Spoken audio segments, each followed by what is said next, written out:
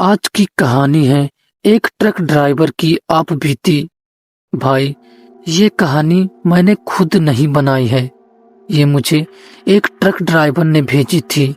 उसने कहा था कि अगर किसी को सुनाओ तो उसका नाम मत बताना, क्योंकि जो उसके साथ हुआ उसके बाद वो आज तक उस रास्ते पर दोबारा नहीं गया। उसका कहना था कि ये घटना करीब 7-8 साल पुरानी है। उस समय वो एक ट्रांसपोर्ट कंपनी में ट्रक चलाता था। ज्यादातर रूट उसका रात का होता था। लंबी हाईवे, सुनसान सड़कें और कई कई घंटे तक कोई इंसान तक नहीं दिखता था। उस रात भी वो सीमेंट की बोरियां लेकर एक शहर से दूसरे शहर जा रहा था। रात करीब 1:30 बजे का समय था। सड़क सुनसान थी। चारों तरफ बस अंधेरा और हल्की हल्की धुंध थी। ट्रक की हेडलाइट के आगे जितना दिखता था बस उतनी ही दुनिया मौजूद लगती थी। ड्राइवर ने बताया कि वो एक पुराने जंगल वाले रास्ते से गुजर रहा था। उस समय सड़क के बारे में उसने पहले भी कई कहानियां सुनी थी। लोग कहते थे कि वहां रात में कभी कभी अजीब चीजें दिखाई देती है, लेकिन ट्रक ड्राइवर होने के कारण उसने ऐसी बातों पर कभी ध्यान नहीं दिया। कुछ किलोमीटर आगे जाने के बाद अचानक उसे सड़क के किनारे एक औरत खड़ी दिखाई दी। उसने लाल रंग की साड़ी पहन रखी थी और उसके लंबे बाल चेहरे पर झूल रहे थे। वो बिल्कुल स्थिर खड़ी थी, जैसे किसी का इंतजार कर रही हो। ट्रक ड्राइवर ने सोचा शायद किसी गांव की औरत होगी जिसे मदद चाहिए। उसने ट्रक थोड़ा धीमा किया, लेकिन जैसे ही ट्रक पास पहुंचा उस औरत ने धीरे से अपना सिर उठाया। ड्राइवर का कहना था कि उस पल उसके पूरे शरीर में ठंड सी दौड़ गई, क्योंकि उस औरत का चेहरा सामान्य नहीं था। उसकी आंखें बहुत अजीब थी, जैसे बिल्कुल बिना पलक झपकाए सीधे उसकी तरफ देख रही हो। और सबसे डरावनी बात ये थी कि सड़क के उस हिस्से में कितनी ठंडी हवा चल रही थी, लेकिन उस औरत की साड़ी और बाल बिल्कुल भी नहीं हिल रहे थे। ड्राइवर को अचानक बहुत अजीब सा डर महसूस हुआ। उसने तुरंत एक्सीलेटर दबाया और ट्रक तेज कर दिया।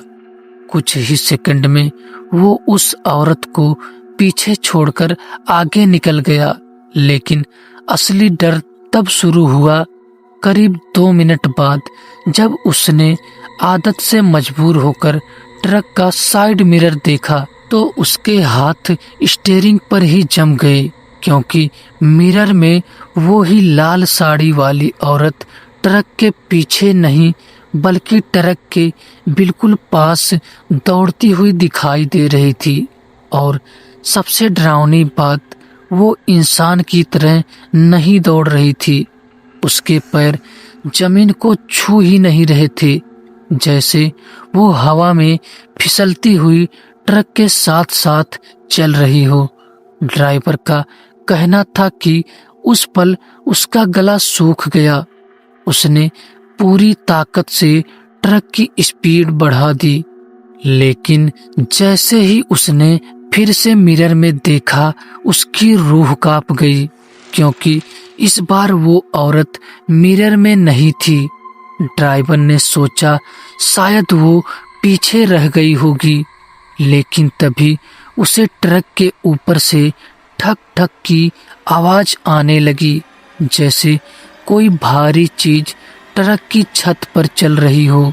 ड्राइवर ने डर के मारे ऊपर देखने की हिम्मत नहीं की, लेकिन कुछ सेकंड बाद ट्रक के सामने वाले शीशे पर धीरे धीरे लंबे काले बाल लटकने लगे, जैसे कोई ट्रक की छत से उल्टा झुककर अंदर देख रहा हो। ड्राइवर का कहना था कि उस पल उसे साफ महसूस हुआ कि वो चीज इंसान नहीं थी। और तभी ट्रक के कैबिन के अंदर से किसी औरत की धीमी आवाज आई, रुको, मुझे भी साथ ले चलो। उस पल ड्राइवर के हाथ कांपने लगे, लेकिन उसने ट्रक नहीं रोका, क्योंकि उसे महसूस हो गया था अगर उसने ट्रक रोक दिया तो शायद वो रात को जिंदा नहीं बचता। लेकिन असली डर अभी बाकी था, क्योंकि कुछ ही मिनट बाद उसके साथ जो हुआ वो उसकी जिंदगी की सबसे खतरनाक रात बन गई। ड्राइवर ने बताया कि उस पल उसका दिल इतनी तेज धड़क रहा था कि उसे खुद अपनी सांसों की आवाज सुनाई दे रही थी।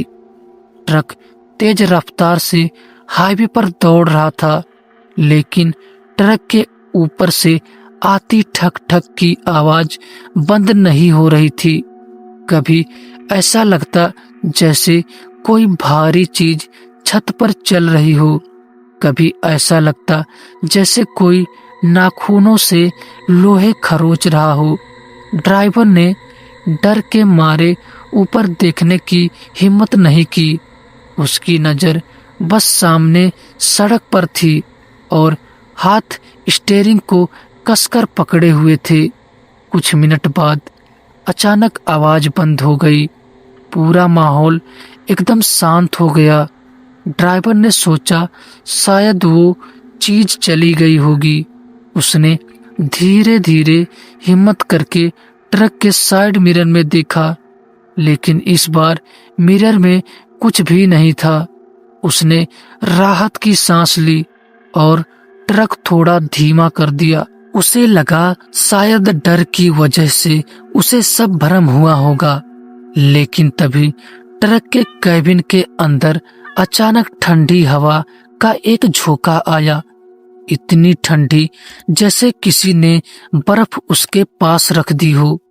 ड्राइवर ने धीरे धीरे अपनी नजर बाईं तरफ घुमाई और जो उसने देखा उसे देखकर उसका खून जम गया। वही लाल साड़ी वाली औरत उसके बगल वाली सीट पर बैठी थी। उसके लंबे काले बाल पूरे चेहरे पर फैले हुए थे और उसके पैरों में चांदी की पायल थी, जो धीरे धीरे छन छन की आवाज कर रही थी।